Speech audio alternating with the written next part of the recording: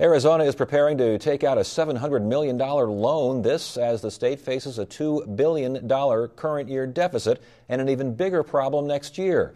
Here with more on that is State Treasurer Dean Martin. Good to see you again. Thanks for joining us. Thank you for having me. $700 million. From whom will the state borrow? We went out to bid at the beginning of September, and Bank of America won the bid to set up a facility to basically buy $700 million worth of IOUs. Okay, what kind of terms are we talking about here? It's actually, we did pretty good in going out to bid. They really sharpened the pencils. 0.5% over LIBOR, which is basically 0.75% annual interest rate. Okay, and the cost in general? We're looking at, based on our forecast for how much we're going to need, about $3 million. Could be as much as $5 million with fees if things get worse. But right now we're projecting about $3 million in interest costs. And that has to be paid back by when? It's paid back on a daily basis. So basically what happens is the revenues that come in will pay off this debt before they go anywhere else. So it just lowers revenues by $3 million. Okay. First time since the Depression that Arizona's borrowed money from an external source? Yes. Unfortunately, the records are not that great back in the Great Depression. This is the first time anything of this magnitude has ever been done. We're not quite sure exactly how they did it back in the Great Depression because those records don't exist, but this is unprecedented. Arizona's never done anything like this. Now, until now, we have been borrowing from internal sources, correct? That's correct. Explain that. Well, there's 1,800 different funds in the state. The general fund's only one of those. And so there are 1,300 funds that are allowed to basically not earn interest. They basically get lumped in with the general fund. The general fund uses that money on a daily basis.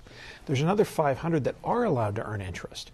Those funds would normally invest in treasuries or other agency type investments. What they've been doing is we've been putting half of that money towards lending to the general fund instead of lending it to the federal government through treasuries. But the most we can do is about $500 million, which is what we're doing now.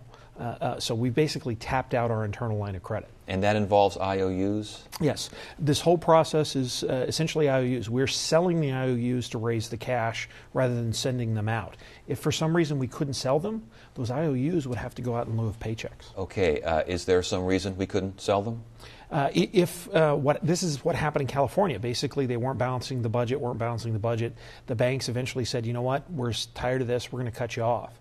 That hasn't happened for us. And what we did today was get a facility in place that should last us the rest of this fiscal year. So we won't have to worry about it for the rest of this fiscal year unless the economy worsens or they don't balance the budget. Yeah, we'll get to that. But is there... I guess there's a pretty good likelihood we're going to see this again next year, aren't we?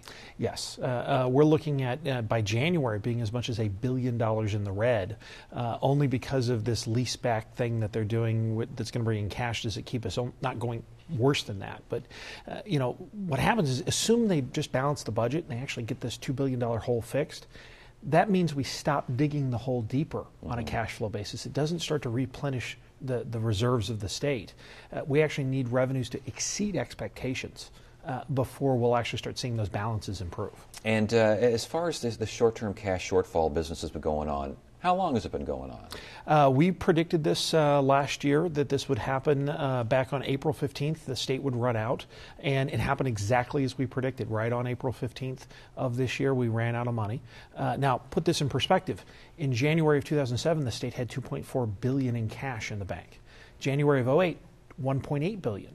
By April 15th of the next year, it's totally gone. It had burned through all that cash. All right, we've got all sorts of folks on from all sorts of different angles coming on this program and either trying to decide how to raise revenue or what needs to be cut or what shouldn't be cut or how revenue should not be raised.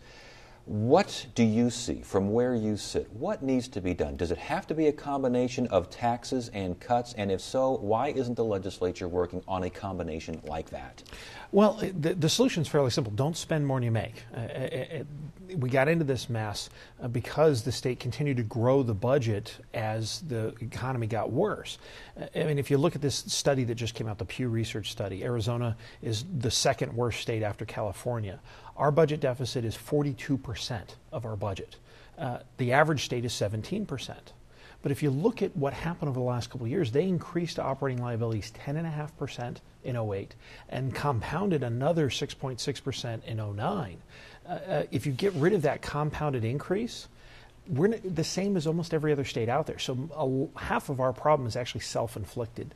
If we're going to get through this, what you really got to do is say, look, the last 2 years there was a lot of increases that we need to put on pause until the economy comes back. And yet we also hear from folks who are saying for the last 20 some odd years we've been cutting income taxes and taxes in general. It's time now to raise that revenue side.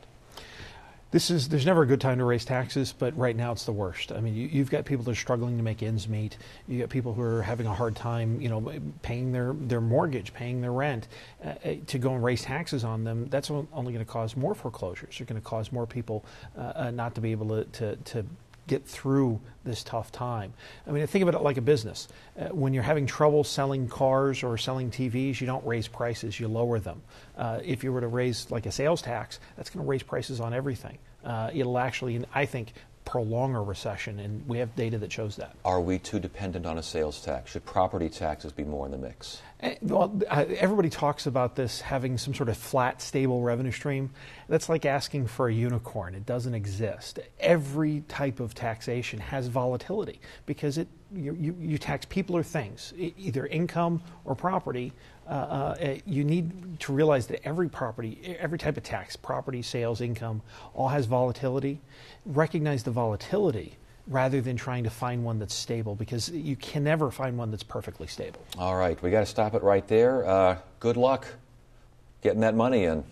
Well, thank you. If we don't do this, then the checks bounce, so we can't let that happen. Good luck.